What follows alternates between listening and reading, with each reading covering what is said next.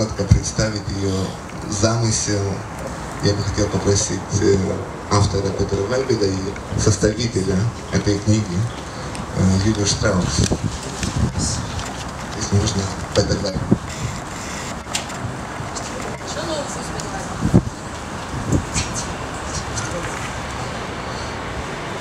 I have published about 100 books and published about more than 1,000 essays. So I'm very grateful to Julia Strauss that she could make a selection. It's very difficult when you have 1,000 essays, then select 10. Я опубликовал около 100 книг, и в них содержится более 1000 эссе. Поэтому я очень благодарен Юлии Штраус за то, что она взяла на себя труд выбрать из 1000 эссе 10. So I really can congratulate her to the job, to selecting 10 essays, because if you have a book, it's a kind of portrait of the author, and if it's a good portrait, we have to think of Hegel, who wrote 1804 a text in his Aesthetics about portrait, and he said, a visual portrait, if it is good, is more like the person, like the real person. And I would say this text portrait of me is more like me than myself. So I have to congratulate Julia Strauss, and I'm very grateful to the Logos publisher that she undertakes the risk, the wonderful risk to publish my first anthology of texts in Russia. Надо сказать, что это очень трудно, действительно выбрать из 1000 текстов 10. И как говорил, если это хороший выбор, это хороший, любая книга это портрет автора. И как говорил Гегель, если хороший портрет, это больше человек, чем сам человек. И вот в этом смысле я хотела бы поблагодарить Юлю за ее выбор, потому что в каком-то смысле это антология моих текстов больше я, чем сам я. И вот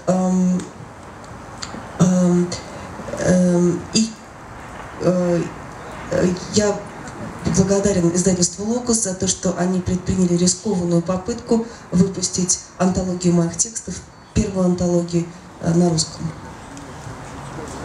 I'm especially grateful because I have written a long text for the Biennale catalog, but the text was too long, a little bit late, so it's my real text for the Biennale is not in the Biennale book. You find it here. И еще я особенно благодарен за то, что тот большой текст, длинный текст, который я написала для каталога Биеннале, и который казался слишком длинным для каталога, смог войти в эту книгу, он был быстро переведен, и я очень благодарен за это тоже.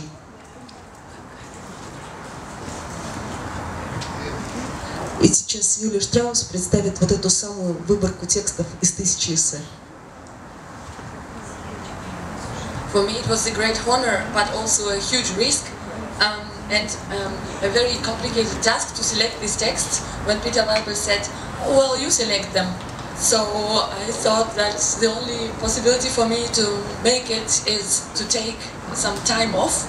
And so I left for India for 3 months, and I was looking at the waves and reading all kinds of texts of Peter Weibel in catalogs and in internet and different publications, and selected the texts in a way so that we can follow the harmony between art, politics, technology and science of the entire cosmos called Peter Weibel.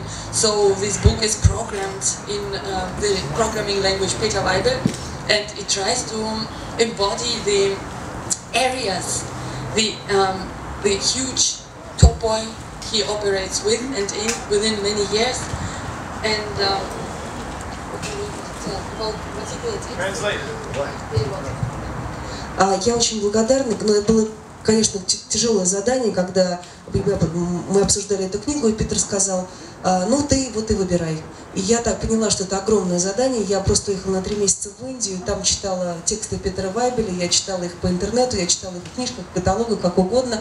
И для меня было очень важно отобрать тексты, которые бы соединяли политический, политику, искусство, технологию и науку, весь этот макрокосм Петера Вайбеля и те огромные топосы, то есть топы, да, вот, которыми он оперирует.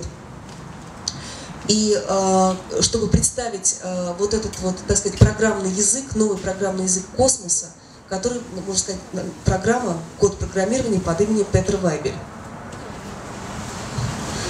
Julia said something very important, because normally when I publish something, it's always a difficulty that one part of the field says, we want you a political article. Then others say, no, we want you to make a scientific article. Others say, no, we want you to make a technological article. And the art world says, we want you to make an article about art. But in fact, my method is to combine art, science, technology, politics. And I'm so grateful that Julia understood this.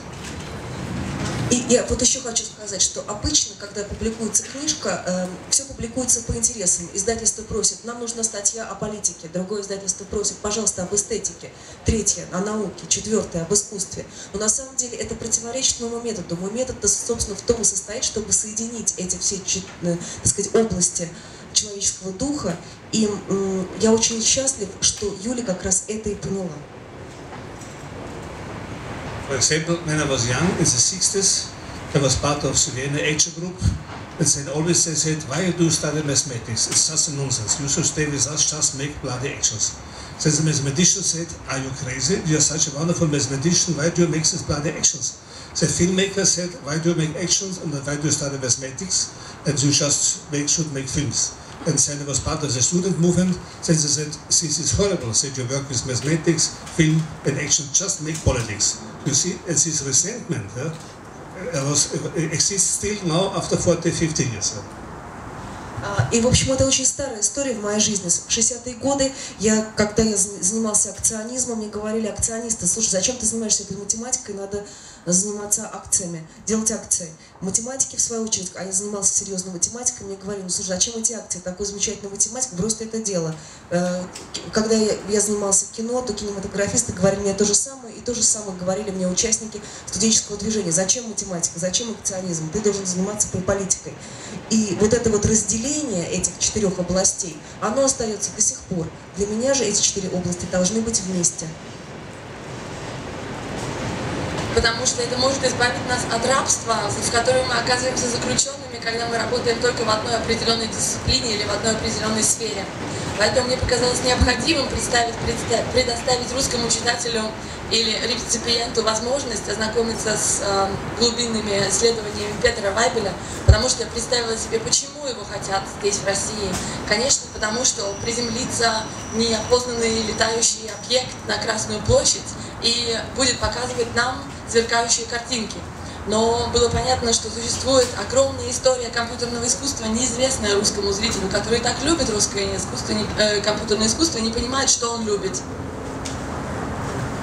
Why is it important? Because we should have to liberate ourselves from the slavery of when we are the slavery of being confined within the frames of just one discipline. That is a slavery in our time.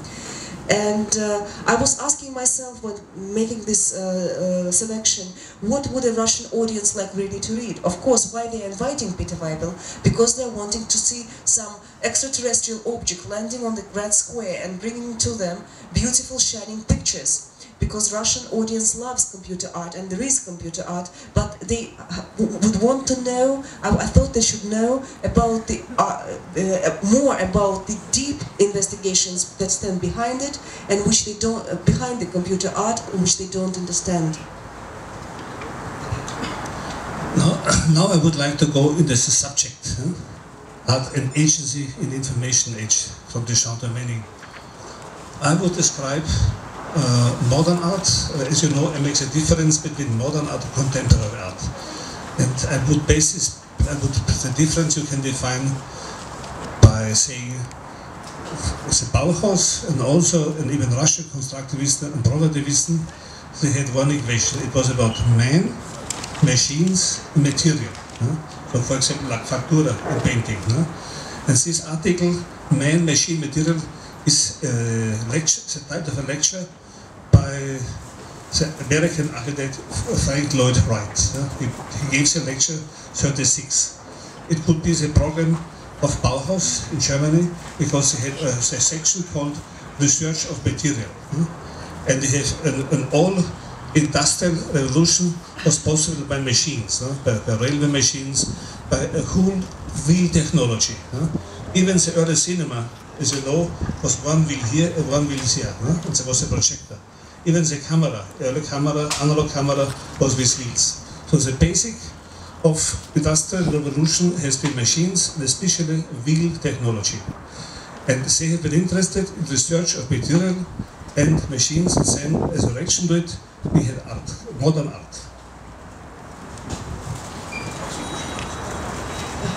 Теперь я хотела перейти собственно, к теме, заявленной здесь, это искусство и действие. Я хотела бы вернуться к теме модерна, то есть теме современного искусства. И надо сказать, что модерн возникает от, как бы, его истоком является связь человека и машины. Мы можем говорить о лекции Ллойда Райта, которая в 1937 году была произнесена, можем говорить о Баухаусе. Это исследование материалов и машин, это как бы исследование технологий. И эта технология, аналоговая технология, связана с колесом, да, wheel technology. Даже первоначальная камера — это все-таки вращение колеса, причем рукой человека, да, вращалась камера, первая вот кинокамера. Это начало того, что хочу сказать. And today, what contemporary is bearing is a different equation. We have still man naturally, but we have, instead of machines, we have media. Now comes a point, instead of material, we have information. And the most important point is that modern arts and industrial society have been under the dictatorship of production. Everything was about production. Producing something with machines and with material. Today, as we see, it's about distribution of information, like the internet, like mass media, like radio, like television. Сегодня ситуация изменилась. Если действительно модерная эпоха, современность началась с интереса к фактуре, к материалу и к машинам. Теперь вместо машин у нас есть медиа, средства массовой информации, а вместо материала у нас есть, собственно, сама информация.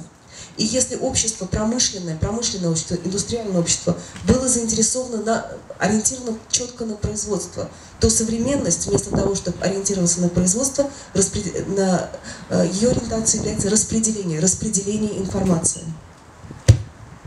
So instead of the logic of production, we have today in contemporary world, in contemporary art, the logic of distribution, distributing information by media.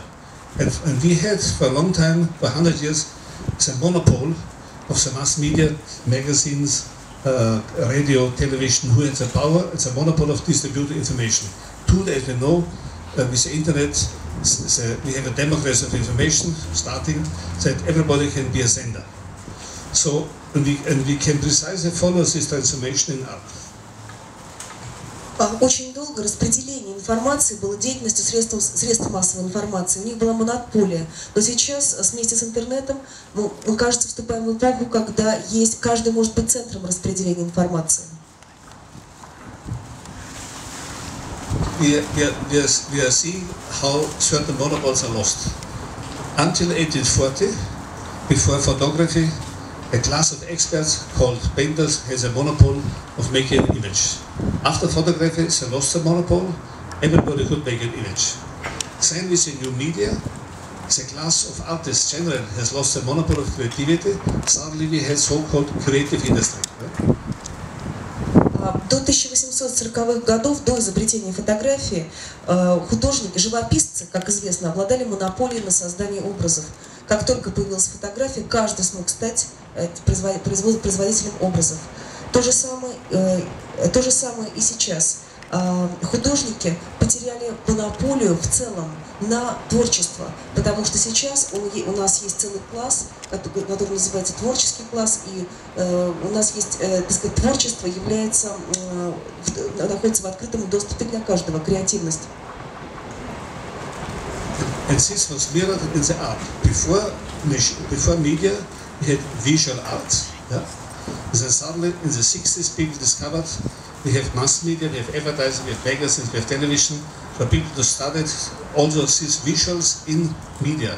Then it was called visual culture. There was a big debate in the 80s. It was discovered in the 80s, very late, 20 years too late. Therefore, we had introduced for visual arts, the sensor was introduced for visual culture. And the question was, where does the money go? So it was even discussed in the magazine in October, how can you make something an issue for visual art? We already make visual culture. So it was a difference of visual culture. And today I will show you we have another difference.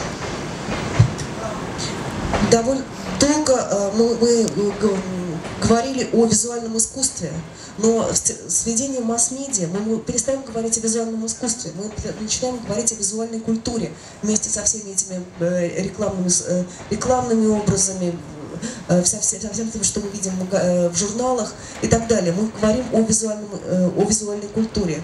И как можно создавать искусство внутри визуальной культуры? Вот новый вопрос. At CSIS, we have visual arts, we have visual culture. Then we had, in the early 80s, visual media. But today, we speak not about visual media anymore. In the age of distribution, in the age of the distribution of information, we speak about social media. Precisely. No? So this is the point. Duchamp was an artist on this age of production. No? His ready-made means made, produced, finished. No? I don't have to produce something.